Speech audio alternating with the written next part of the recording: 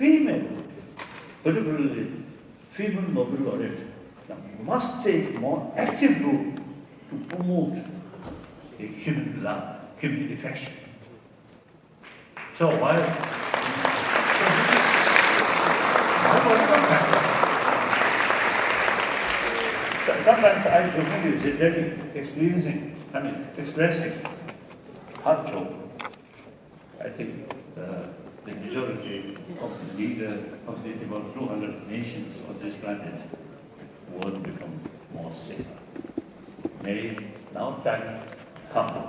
May now retreat, relax. Let women, let them do.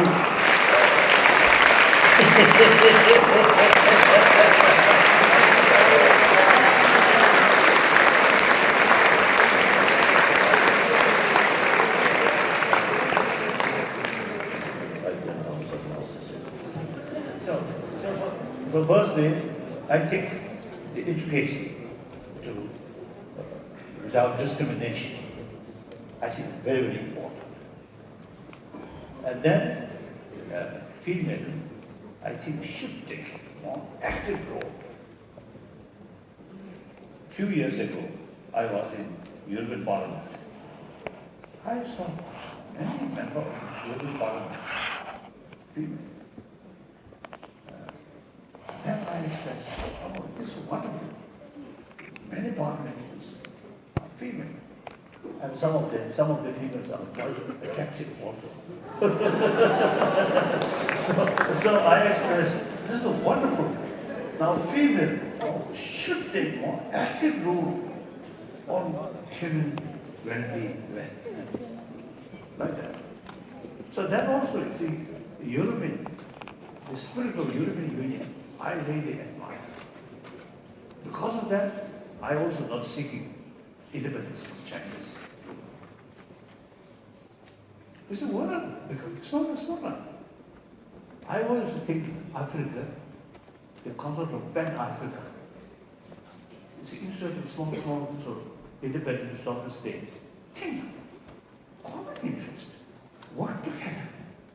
Today, may not be realistic, but think. Should have vision, huge continent, great potential. I think by you, I think should lead some kind of union of whole Africa. Like a little bit. I think in the future of the world, I think only that way. Small states, and my state, and fighting. That's our future. If you permit me,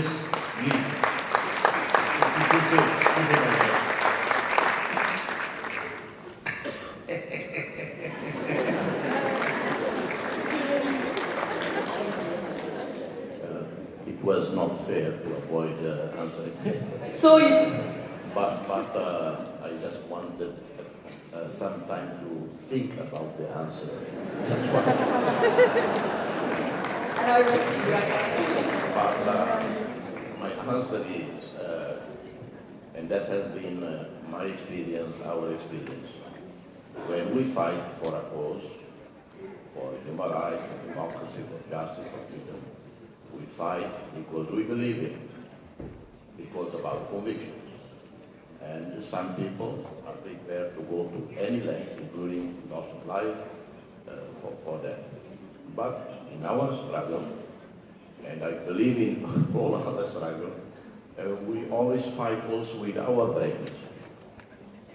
And that tells us, do not overestimate yourselves, do not underestimate the adversary, because that leads to miscalculation.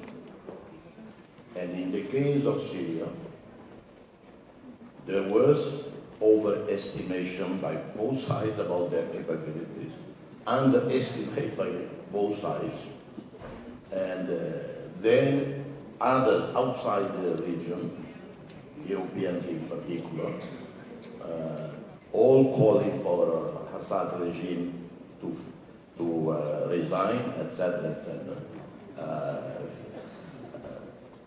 So we reach a situation in Syria where there are millions of refugees displaced, the country thoroughly destroyed,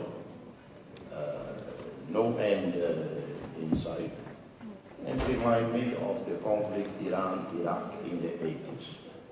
More than 1 million people killed, chemical weapons were used on Iranians, on Kurds, and it took 8 years, the longest conventional war after World War II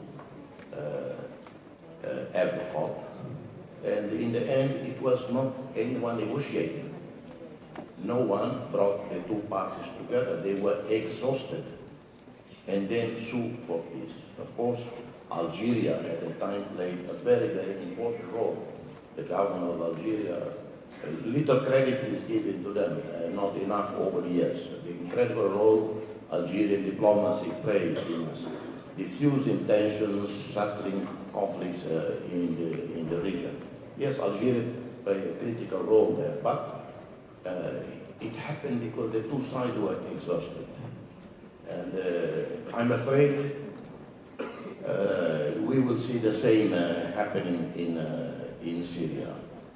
And my advice, particularly to young people who leading movements or will lead movements, is this: yes, fight with your convictions, the strength of your convictions, dream, but always be wise, always be tactical, always be prudent, count your forces, and that's what we did. It took us 24 years, and we succeeded, because we were not fanatics, because we were not suicidal, because we didn't underestimate the other side, we didn't overestimate ourselves in a way.